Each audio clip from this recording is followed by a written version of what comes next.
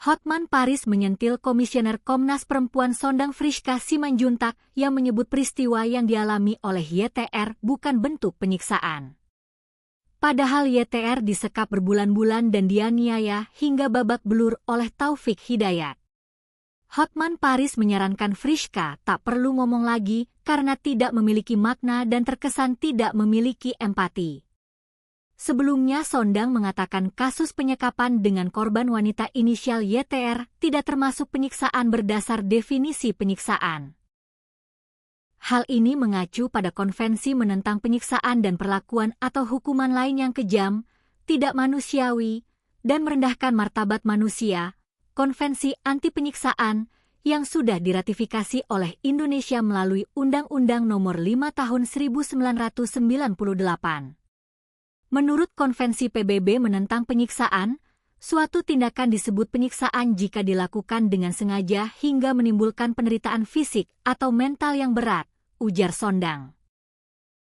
Dari konvensi PBB ini, penyiksaan didefinisikan sebagai aksi yang bertujuan memperoleh pengakuan, menghukum, mengintimidasi, memaksa, atau mendiskriminasi seseorang, serta melibatkan pejabat negara, baik secara langsung maupun melalui persetujuan atau pembiaran. Contohnya adalah aparat penegak hukum yang melakukan kekerasan untuk mendapatkan pengakuan dari tahanan, ujarnya. Dengan demikian, kata Sondang, dapat dikatakan kategori penyiksaan jika unsurnya ada perbuatan yang menimbulkan rasa sakit yang luar biasa. Selain itu, perbuatan tersebut dilakukan dengan sengaja, dilakukan dengan tujuan tertentu untuk memperoleh informasi, pengakuan, menghukum, mengintimidasi atau diskriminasi. Pernyataan dari Komisioner Komnas Perempuan ini menuai protes dari pengacara kondang Hotman Paris Hutapea. Melalui Instagram pribadi pada Sabtu, 27 Juni 2026.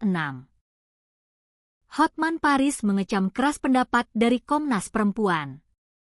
Ia menilai Komnas Perempuan telah kehilangan empati di tengah kedukaan masyarakat yang ngeri melihat kondisi fisik korban yang teramat tragis. Pada saat masyarakat Indonesia berduka atas kejadian yang sangat menakutkan, sangat sadis, di mana seorang wanita sampai ada belatung di tubuhnya gara-gara luka, bibirnya hilang disayat, dikurung sekian lama, malah kau mengeluarkan kata-kata itu bukan penyiksaan menurut PBB. Lu itu baru sekali aja baca peraturan PBB udah ngegaya lu, semprot Hotman Paris. Sebagai praktisi hukum senior, Hotman menegaskan bahwa dalam Kitab Undang-Undang Hukum Pidana, KUHP, Indonesia, istilah hukum yang diakui memang adalah penganiayaan, bukan penyiksaan. Namun, dampak dari penganiayaan berat yang dialami YTR nyata-nyata membuat korban berada dalam siksaan lahir batin. Di hukum Indonesia adanya istilah penganiayaan, tidak ada istilah penyiksaan. Tapi orang yang dianiaya bisa berakibat dia tersiksa. Paham kau? Kalau kau memang punya harga diri, mundur kau dari Komnas. Sia-sia uang pajak yang saya bayar untuk membayar makanan yang masuk ke perutmu, ketus Hotman yang mengaku telah menggalang dana hingga 2,5 miliar rupiah demi masa depan korban. Menurut Hotman, pernyataan Sondang tersebut tidak sejalan dengan rasa keadilan masyarakat yang sedang berempati terhadap kondisi korban. Kalau memang punya harga diri, mundur. Saya berharap Bapak Presiden mengevaluasi jabatan itu, ujar Hotman dalam video tersebut.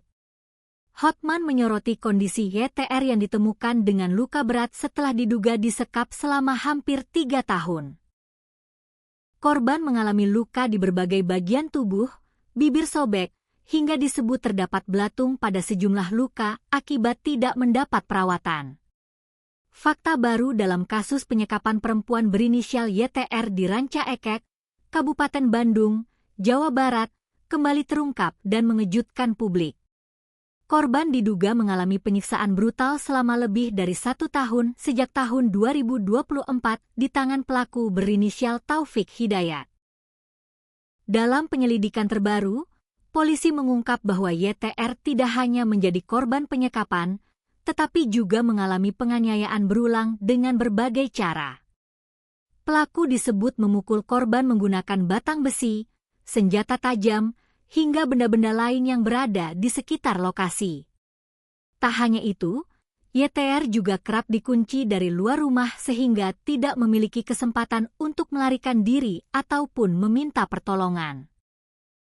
Selama masa penyekapan, korban diduga hidup dalam tekanan, ancaman, dan kekerasan fisik yang menyebabkan luka serius di sejumlah bagian tubuhnya. Kondisi kesehatan YTR pun mengalami penurunan drastis hingga akhirnya harus mendapatkan perawatan intensif di Rumah Sakit Hasan Sadikin, RSHS, Bandung setelah berhasil diselamatkan. Polisi terus mendalami motif pelaku sekaligus mengumpulkan alat bukti untuk mengungkap seluruh rangkaian kekerasan yang dialami korban selama disekap.